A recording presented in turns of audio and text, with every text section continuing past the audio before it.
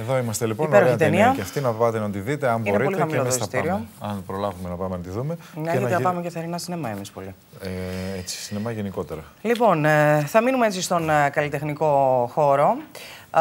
Καθότι επήγεται δύο έτσι πολύ ωραία και πολύ ενδιαφέροντα φεστιβάλ. Βέβαια, ο λόγος είναι για το 13ο Φεστιβάλ Χορού Σωματείου Ελλήνων Χορογράφων που πραγματοποιείται στο Θέατρο Άνετων την ερχόμενη Τετάρτη, αλλά και για την πρώτη πανελλήνια συνάντηση ομάδων χορού ΑΜΕΑ, που αυτή μας κέντρισε έτσι πολύ το ενδιαφέρον και η οποία πρόκειται να πραγματοποιηθεί στην Καρδίτσα έτσι προς τα τέλη Ιουνίου. Είχαμε την ευκαιρία να καλέσουμε και να ανταποκριθεί σε αυτή την πρόσκληση η πρόεδρος της καλλιτεχνικής ομάδας Δριάδες Εν Πλώ, που είναι επικεφαλής όλης αυτής της προσπάθειας και του συντονισμού της πρώτης πανελλήνιας συνάντησης ομάδων χορού ΑΜΕΑ, την κυρία Μαρία Καραπαναγιώτη. Είναι εδώ μαζί μας. Ήρθε από την Καρδίτσα. Σας ευχαριστούμε πάρα πολύ γι' αυτό. Εγώ ευχαριστώ για την πρόσκληση. Καλώς ήρθατε.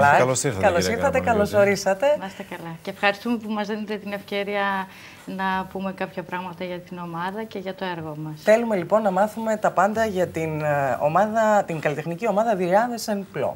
Πότε ιδρύθηκε? Η ομάδα χορού Δριάδες Εν Πλώ ιδρύθηκε το 2006. Πυρήνας της ομάδας αποτελούν οι Δριάδες Εν Πλώ μαθητές όλοι της σχολής χορού που λειτουργώ στην Καρδίτσα εδώ και 27 χρόνια. Επέστρεψαν μετά από τις σπουδές τους και δημιουργήσαμε αυτή την επαγγελματική ομάδα με σκοπό να δώσουμε το έργο μας και προς τα έξω. Σαφώς να υποστηρίξουμε το πολιτιστικό έργο μέσα στην πόλη και στον νομό και να το μεταφέρουμε και προς τα έξω. Αυτό πώς θα το καταφέρνετε, με ποιο τρόπο? Γιατί θα φανταζόταν κανείς ενδεχομένως ότι σε μια επαρχιακή πόλη ίσως να μην υπάρχουν τόσοι άνθρωποι με τόσες καλλιτεχνικές ανησυχίες ή κάτι άλλο, πράγμα που φαίνεται ότι δεν ισχύει τελικά. Δεν ισχύει καθόλου. Η επαρχία έχει πάρα πολύ πολιτισμό, παράγει πάρα πολύ πολιτισμό.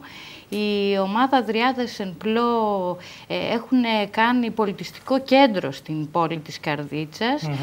Φέρνουν ανθρώπους και από την πρωτεύουσα και τη συμπρωτεύουσα και δημιουργούν σεμιναριακή εκπαίδευση σε όλα τα είδη της τέχνης, όχι μόνο στο χορό, και δημιούργησαν ένα ισχυρό πολιτιστικό κέντρο αυτή τη στιγμή, αλλά παράγει και έργο η ίδια η ομάδα, χορευτικό έργο, όπως αυτό που συμμετέχει στο Φεστιβάλ Ελλήνων Χορογράφων, του οποίου είμαστε μέλη, γινόταν πάντα στην Αθήνα. Αλλά τα 2 τελευταία χρόνια, με τη βοήθεια της δικιάς σας αντιδημαρχίας εδώ πολιτισμού, το φεστιβάλ παρουσιάζει και παραστάσεις εδώ. Και σαφώς εμείς από την Καρδίτσα νιώθουμε πιο κοντά στη Θεσσαλονίκη. Και αυτό μας χαροποίησε περισσότερο, οπότε από πέρσι κάνουμε παραστάσεις και στη Θεσσαλονίκη, στο πλαίσιο αυτού του φεστιβάλ. Παρουσιάζουμε το έργο Ελληνές Πυξίδες, καλούμε όλη τη Θεσσαλονίκη, όσους χωράει το άνετο, για να είναι εκεί, γιατί έχει και, εκτός από το ότι είναι ένα έργο το οποίο βασίζεται σε ένα υπέροχο έργο ενός εικαστικού του κυρίου Τρούκη, που ονομάζεται επίσης Ελληνές Πυξίδες. Σας έφερα και τα ποίηματα να σας τα χαρίσω. Σας ευχαριστούμε πολύ. Να είστε καλά. Ναι. Πάνω σε αυτό λοιπόν το έργο και εμπνευσμένες χορογραφίες από την ποίηση του κυρίου Τρούκη θα είναι στο άνετο. Και ακόμη ένα στοιχείο, το ότι θα έχει live μουσική, Πάσο, από τον Χρυσόστομο Τρούκη, που είναι η πρωτότυπη μουσική. Πάρα πολύ ωραία. Απλώς τυχαίνει να είναι σύζυγος ο κύριος Τρούκης και γιος ο Χρυσόστομος. Οικογενειακή Τι ωραία υπόθεση. καλλιτεχνική οικογένεια είναι αυτή. Με πολλές ανησυχίες και πάρα πολύ δραστήρια. Για μας, όπως έλεγα και στον πρόλογο, μας εντυπωσίασε η πρώτη πανελλήνια συνάντηση ομάδων χορού ΑΜΕΑ. Είστε και χοροθεραπεύτρια. Ναι, η ιδιότητά μου λοιπόν ως χοροθεραπεύτριας μου δημιούργησε την επαφή μου με τα άτομα με αναπηρία. Τώρα, κυρία Καραπαναγιώτη, μισό λίγο να τα πάρουμε τα πράγματα από την αρχή. Παρακαλώ. Πριν πόσα χρόνια εσείς ξεκινήσατε να ασχολείστε με τον χορό. Πόσα χρόνια ασχολείστε? 27 χρόνια είμαι χορογράφος, χοροθεραπεύτρια είμαι από το 2010, αλλά ασχολούμαι εθελοντικά με τα άτομα με αναπηρία, με το χορό σε άτομα με αναπηρία από το 1998 και μάλιστα είχα βραβευτεί και από τον κύριο Στεφανόπουλο το 2002 για από το βραβείο της Δημοκρατίας. Μάλιστα.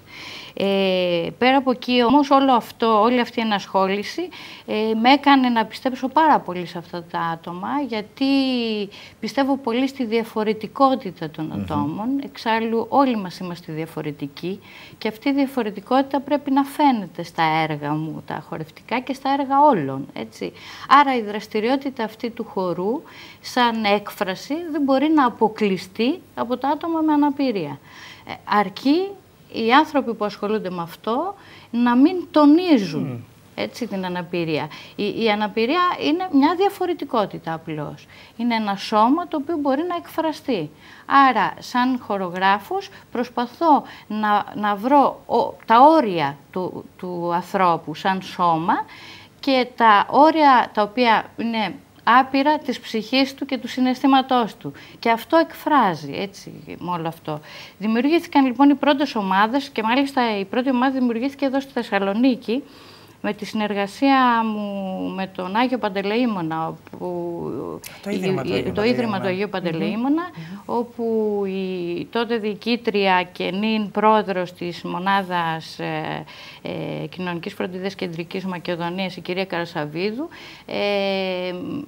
πίστεψε σε αυτό το όραμα των Δριάδων και μας επέτρεψε να κάνουμε τη χοροθεραπεία εκεί, και μέσα από τα μαθήματα της χοροθεραπείας δημιουργήθηκε ομάδα χορού, η οποία κάθε φορά παίρναμε κάποιους χορευτές μέσα στην ομάδα την επαγγελματική μας και δημιουργούσαν στο έργο της ομάδας. Και κάποια στιγμή παρήχθηκε έργο από την ίδια την ομάδα, από εκεί δηλαδή, από το Ίδρυμα. Ομάδες δηλαδή που θα τις δούμε και στην πρώτη πανελλήνια συνάντηση που πρέπει να το αναφέρουμε τώρα οπωσδήποτε. Πόσες ομάδες συνολικά? Είναι 21 ομάδες, είναι ένα όραμα ετών των Δριάδων Εμπλό. Χαίρομαι που μας αξιώνει ο Θεός να υλοποιηθεί αυτή τη στιγμή και δέχθηκαν αυτές οι ομάδες, και υπάρχουν και άλλες ομάδες, απλά το budget ήταν πάρα πολύ περιορισμένο και σταθήκαμε εκεί. Είναι 18 ομάδες εκτός Καρδίτσας και 3 ομάδες από την Καρδίτσα. Όλοι αυτοί οι άνθρωποι όλο αυτόν τον καιρό δημιουργούν, παράγουν έργο το οποίο θέλουν να το δείξουν. Και αυτός είναι ο στόχος αυτής της πανελλήνιας συνάντησης. Δηλαδή να απενοχοποιήσουμε και τον αποκλεισμό που δέχονται αυτοί οι άνθρωποι, έτσι, και τον ρατσισμό που δέχονται καθημερινά. Και αυτός είναι ο στόχος, να ευαισθητοποιήσουμε το κοινό, όχι μόνο της πόλης, και σας καλούμε να γίνετε και χορηγός επικοινωνίας στο κανάλι σας. Έτσι, δεν εξαρτάται από εμάς αυτό, αλλά αν ήταν στο χέρι μας, πολύ ευχαριστώ. Να ακουστεί, ήδη κάποια κανάλια ανταποκρίθηκαν και να ακουστεί περαιτέρω. Γιατί ο στόχος μας είναι να συνεχιστεί αυτές οι συναντήσεις. Εξαιρετική προσπάθεια και εξαιρετικό το μήνυμα που μόλις μας είπατε που θέλετε να... Αλήθεια, πώς είναι να συνεργάζεσαι με τα άτομα αυτά? Θέλω να πω, πρέπει να έχει κάποιες ιδιαιτερότητες.